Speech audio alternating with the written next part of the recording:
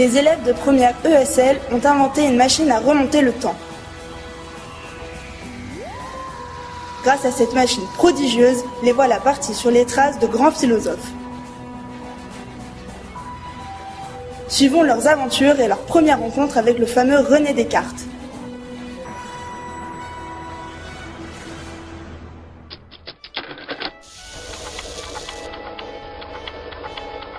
Remontons le temps.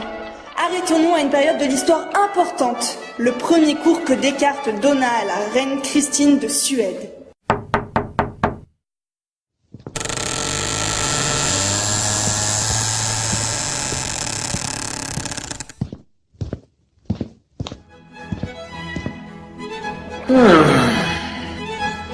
Mon cher ami, vous êtes en retard?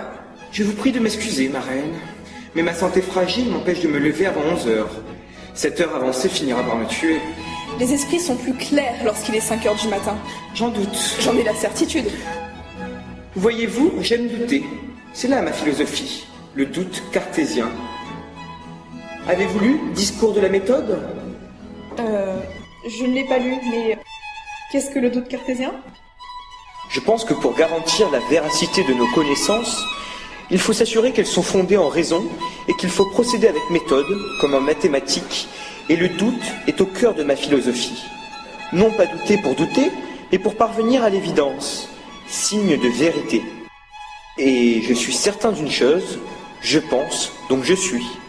Et vous, comment êtes-vous sûr qu'une chose existe?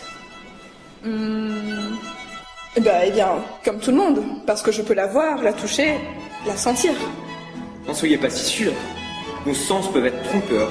C'est pour cela que je me suis intéressé à l'anatomie, à l'optique. N'avez-vous pas lu mon ouvrage, Dioptrique? Optique géométrique et loi de la réfraction?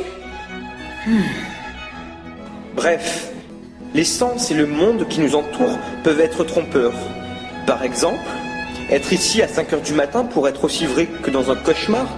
Et pourtant, même si tout peut être faux, il y a une autre chose dont je suis sûr, c'est que je peux en douter. Donc, le penser, donc j'existe. C'est une petite expérience que je raconte dans mon livre, Les méditations métaphysiques. Avez-vous lu ce livre? J'ai omis de lire cette œuvre.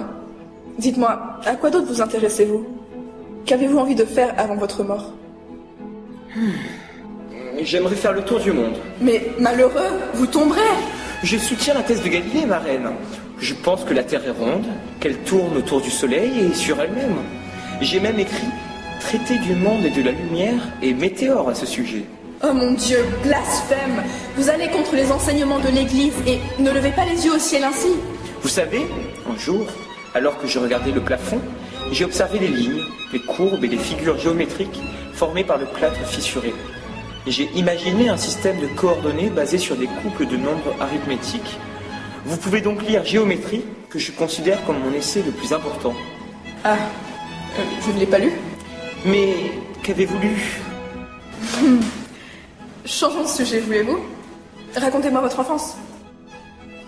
Je suis né dans un village français en 1596, le 31 mars. J'ai toujours aimé apprendre et j'ai parcouru plusieurs pays. Puis vous avez demandé ma présence en Suède, ma reine.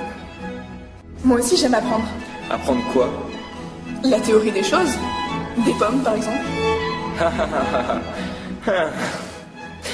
Nous avons encore beaucoup de choses à faire ensemble. Je vais me reposer, si vous le voulez bien. J'ai la santé fragile et je demande un changement d'horaire. 5 heures du matin me convient très bien. Vraiment? Eh bien moi, ça ne me convient pas. Au revoir.